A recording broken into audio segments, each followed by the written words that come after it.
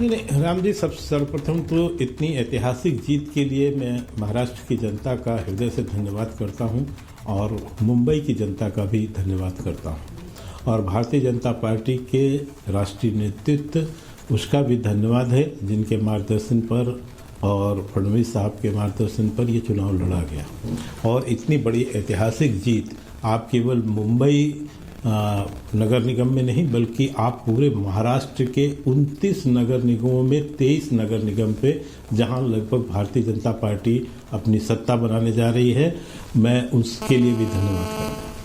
अब रही बात, आपने कहा फडणवीस साहब का नेतृत्व निश्चित रूप से बहुत ही लोकप्रिय नेतृत्व है और महाराष्ट्र की जनता उन पर विश्वास भी करती है, भारतीय जनता पार्टी पर। दूसरी तरफ जो आप विपक्ष को देख रहे हैं, विपक्ष केवल रोने धोने बिलाप करने चिल्लाने चीखने के अलावा उनके पास कोई न विजन है न वो जनता के बीच हैं और केवल जनता के जनादेश का अपमान करना ये उनका एक सगल बन गया है। जो महाराष्ट्र विधानसभा के बाद जो हालात महाराष्ट्र को लेके विपक्ष ने पैदा किए, चाहे वहाँ के आप वोटर लिस्ट की बात हो या वहाँ जो वोटिंग हुई जो परिणाम आए महाराष्ट्र के, इसके बाद जितना अपमान कर सकते थे राहुल गांधी हो या उद्धव ठाकरे हो, उन्होंने कोई कमी नहीं छोड़ी। जनता सर्वोपरि है। जनता का जब आप जनमत का अपमान करते हैं तो आप ये भूल जाते हैं कि वो उसका बदला भी लेती है, वो छोड़ती नहीं है। हार जीत होती रहती है, हार जीत से कुछ नहीं होता। हार जीत के बाद आपका रवैया कैसा है, आप उसके बाद हारने के बाद आप किसका अपमान कर रहे हैं, ये बहुत महत्वपूर्ण हो जाता है। इसीलिए आप देख रहे होंगे कि अभी बिहार का ऐतिहासिक परिणाम आया और उसमें भारतीय जनता पार्टी गठबंधन को भारी जीत मिली। उसके पहले दिल्ली में आपने देखा, उसके पहले हरियाणा में देखा, उसके पहले महाराष्ट्र में देखा, लेकिन पूरे देश में जो आप माहौल बनाने की कोशिश कर रहे हैं और हर जगह प्रोपोगंडा झूठ, इसके सिवाय कुछ नहीं बचा है कांग्रेस। मैं तो आज देख के आश्चर्य कर रहा था, कई नगर निगम ऐसे हैं जहां कांग्रेस का खाता नहीं खुला है। 0 सीट है सर, 0 सीट। बिल्कुल आश्चर्य होगा, मेरे साथ नगर निगम में खाता नहीं खोल पा रहे। ये स्तर आपकी बन गए, कहीं 1 सीट कहीं 2 सीट, ये स्तर हो गया कांग्रेस का। 100 सीट में 1 सीट 2 सीट। ये इसलिए हुआ क्योंकि आप हारने के बाद जिस तरह अपमान करते हैं लोगों का, जिस तरह उनके मैंडेट का अपमान कर रहे हैं, ये उसके परिणाम है। इसको समझने की जरूरत है और इससे सबक लेने की जरूरत है कि आप हारे तो उसका ठीकरा जनता पे मत फोड़िए जी। जनता के जनमत का अपमान मत कीजिए, देश की संवैधानिक संस्थाओं का अपमान करना बंद कर दीजिए, वरना कहीं के नहीं रहेंगे। मैं आज आपके चैनल पे कह के जा रहा हूं कि कांग्रेस का नाम लेवा नहीं मिलेगा इस देश के। वरुण पुरोहित, ये एक और इलेक्शन समझ लीजिए और मुंबई की नगर पालिका का इलेक्शन भी, नगर निगम का इलेक्शन भी सामान्य इलेक्शन तो नहीं कहा जाता, चाहे उसके बजट के हिसाब से देखें, चाहे उसकी एक तरह से कामकाज के एरिया के हिसाब से देखें। क्या हुआ है कांग्रेस पार्टी को? देखिए राम मोहन जी, क्या है कांग्रेस पार्टी की स्थिति सबको पता है क्या है। अभी के शर्मा जी का कुछ पार्ट से तो मैं राजी हूँ, सारे पार्ट से राजी नहीं हूँ। इन्होंने कहा प्रोपोगंडा, तो प्रोपोगंडा कौन करता है सबको पता है, लेकिन इन्होंने कुछ हिस्सा कांग्रेस के लिए बहुत अच्छा बात कही। लेकिन कांग्रेस की स्थिति क्यों ऐसी है उस पर चर्चा करें या लोकल इलेक्शन पे चर्चा करें। सबसे पहले मैं बताता हूं, जितने भी लोकल चुनाव होते हैं जिसकी सरकार होती है, अधिकतर और अधिकतम उन्हीं की सीटें आती। लेकिन अब जब बात करी इन्होंने कि क्यों किसी नगर निगम में भी कांग्रेस की कई जगह सीटें 1-2 आ रही हैं, नहीं आ रही, दोस्त ये कोई पैमाना नहीं है। क्योंकि अटवानी जी अटल जी की भी 2 सीटें आई थी, तो पैमाना नहीं है कि आप चुनाव हार रहे हो तो आप किसी तरह से राजनीति से बाहर हो गए। चुनाव हारना जीतना राजनीति में चलता रहता है। हाँ, कांग्रेस की स्थिति की जो बात के शर्मा जी कह रहे हैं, वह जनता में क्यों नहीं कर रहे? कब की 2 सीट कंपेयर कर रहे हैं?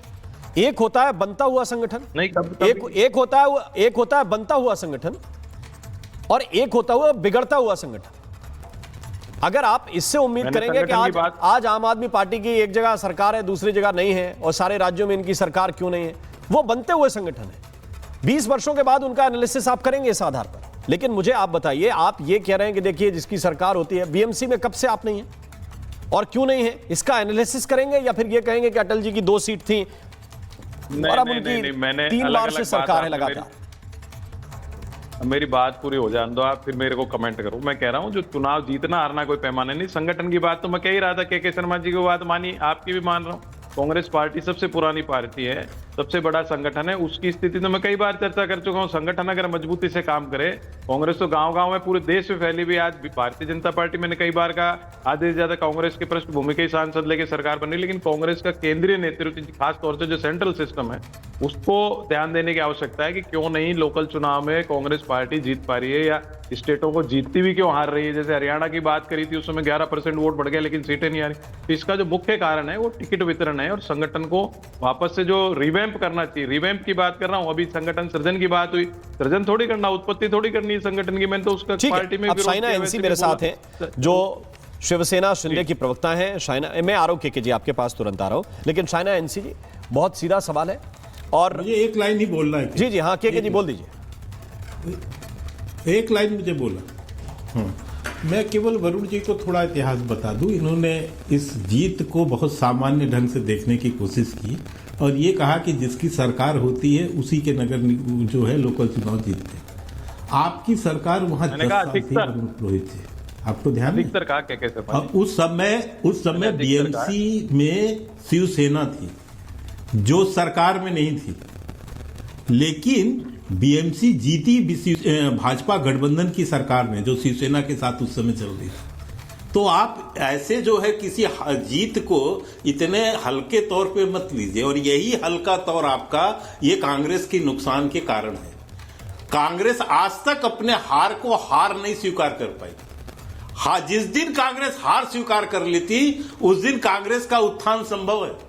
वो बहाने ढूंढती है अपने नेतृत्व को बचाने की, अपने नेताओं के बचाने की, कि यह कोई बहाना बना लो, एबीएम का बना लो, वोटर लिस्ट का बना लो, इसका बना लो, और मैंने कोई बहाना नहीं बनाया। सुनो तो सही, नहीं लगना। ठीक है, मुझे शायद एनसी को सुनना है। एक मिनट मैं रोकता हूं, मैं आप दोनों को रोकना चाहता हूं। शाइना एनसी की बारी, उनके पास चलते हैं। शाइना जी क्या कहेंगे इस पर? जो उद्धव ठाकरे को छोड़कर शिंदे जी ने फैसला लिया था, क्या एक तरह से एक बार पुनः जनता की मुहर माने कि फैसला ठीक था? अब जनता उद्धव ठाकरे को, राज ठाकरे को, इनको पसंद नहीं करती है। पसंद करती है तो शिंदे को करती है, पसंद करती है तो फडणवीस को करती है।